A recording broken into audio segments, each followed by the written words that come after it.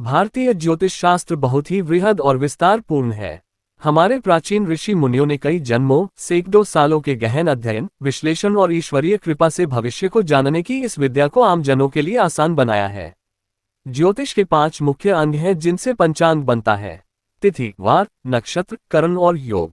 ये सभी हमारी पृथ्वी और मुख्य 9 ग्रहों के परिभ्रमण से निर्मित होते हैं। हम किसी भी जन्म पत्रिका का आकलन और भविष्य जानने के लिए इन्हीं मुख्य 9 ग्रहों और इनकी 12 राशियों के स्वभाव, कारकत्व और गुणों का विश्लेषण करते हैं। हमारे ऋषि मुनियों ने सामुद्रिक शास्त्र को विभिन्न शाखाओं में वर्गीकृत किया है, जैसे हस्तरेखा विज्ञान, कपाल सामुद्रिक, मुख सामुद्रिक, लग्न पत्रिका और अंक शास्त्र से भी भविष्य कथन किया जाता है। हस्तरेखा शास्त्र में हमारी हथेली के विभिन्न ग्रहों से संबंधित पर्वतों पर अंकित विभिन्न चिन्हों और रेखाओं के अध्ययन से भविष्य कथन किया जाता है। जैसा आप स्क्रीन पर देख रहे हैं, हमारे हाथ की हथेली में विभिन्न ग्रहों के स्थान, विभिन्न पर्वत बने हुए हैं। यही स्थान कितने उठे हुए हैं या कितने दबे हुए हैं, या इन स्थानों पर कौन सी शुभ या अशुभ रेखाएं हैं, या कौन से मांगलिक या अशुभ चिन्ह बने हुए हैं। इन्हीं संकेतों से ज्योतिषी भविष्य की परिकल्पना रखते हैं। आइए हम जानते हैं कि कैसे हम अपने जीवन में मिलने वाले अशुभ प्रभावों को कम कर सकते हैं, या हमारे राजयोग बनाने वाले ग्रहों को कैसे हम और बलि बनाएं कि हमें उसका पूरा शुभ फल प्राप्त हो। प्रतिदिन सुबह उठकर अपनी हथेलियों का दर्शन करें और इनमें बसने वाले देवताओं का स्मरण करें। जीवन के सभी विशेष मांगलिक कार्यों में सहयोग देने वाले हमारे हाथ ही होते हैं। अब दोनों हाथों की हथेलियों में उठे सभी ग्रहों के पर्वतों पर हल्की हल्की मसाज करें। ऐसा करने से सभी ग्रह एक्टिव होते हैं।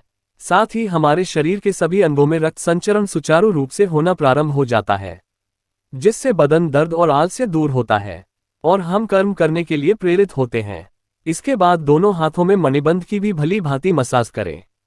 ऐसा प्रतिदिन करने का नियम बना लें, निश्चित ही सकारात्मक परिणाम देगा। उदाहरण के लिए, जब हम अपनी हथेली में शुक्र पर्वत की मसाज करते हैं तो जन्म पत्रिका में बैठे शुक्र ग्रह प्रबल होते हैं और हमें धन, मान और वैभव आदि की ओर प्रेरित करते हैं। इसके साथ ही यदि हम शुक्र ग्रह से संबंधित वस्तुओं का प्रयोग भी करें तो ये और भी धन और वैभव को देने वाला योग बनेगा। साथ ही साथ यदि हम घर और अपने कार्यालय की सभी महिलाओं से अच्छा बर्ताव रखेंगे तो भी शुक्र ग्रह बली होता है। साथ ही हम सफेद मिठाई, दूध, दही से बनी चीजें, मीठी वस्तुएं, सफेद वस्त्र, चांदी या रत्नों, आभूषणों, सुगंधित इत्र और दियो आदि और फैशनेबल वस्त्रों का उपयोग भी करें तो जन्म पत्रिका में बैठे शुक्र ग्रह को अपने अनुकूल बना सकते हैं। इसी तरह सभी अन्य ग्रहों से संबंधित पर्वतों पर उचित मसाज, उनसे संबंधित वस्तुओं, उनसे संबंधित रंगों, संबंधित खाने पीने की वस्तुओं, वनस्पतियों, फलों, मिठाइयों आदि के प्रयोग से उन ग्रहों को भी बलि बनाकर उनसे संबंधित परिणाम को पाया जा सकता है। जैसे चंद्र ग्रह को बलि बनाकर आप मानसिक समस्याओं से निजात पा सकते हैं, मन प्रसन्न रहता है और विचार सात्विक होते हैं। माता का स्वास्थ्य, माता से संबंध व्यवहार अच्छा होता है।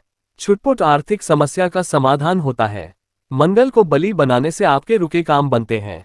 आपके विचार सक्रिय होकर एक क्षण में परिवर्तित होते हैं। जिस तरह शनि विचार और मनन शक्ति है, मंगल उसको कार्य में परिवर्तित करता है, एक क्षण में लाता है।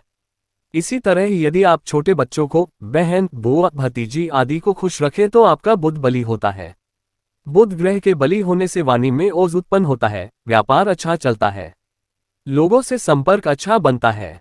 गुरु ग्रह बलि हो तो ज्ञान की प्राप्ति होती है, धार्मिक सात्विक विचार आते हैं, व्यर्थ का चिंतन खत्म होता है, पिता, गुरु, ताऊजी और अन्य बड़े बुजुर्गों का आशीर्वाद मिलता है। गुरु पत्रिका में धन, सुख, वैवाहिक जीवन, नींद और श्रवण शक्ति का कारक होता है। गुरु बलि होने से पेट की समस्याएं नहीं होती, लीवर और पैनक्रियाज सुचारू रूप से कार्य करते हैं, वैवाहिक जीवन खुशहाल बनता है।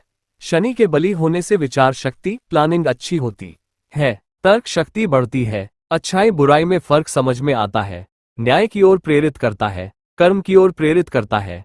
विभिन्न काम करने वालों से आपका संपर्क बढ़ता है, मशीनी कामों से लाभ होता है, चमड़े, साबुन या तेल आदि के कामों में लाभ होता है, ज्योतिष या अन्य सामुद्रिक विद्या में दक्षता हासिल होती है।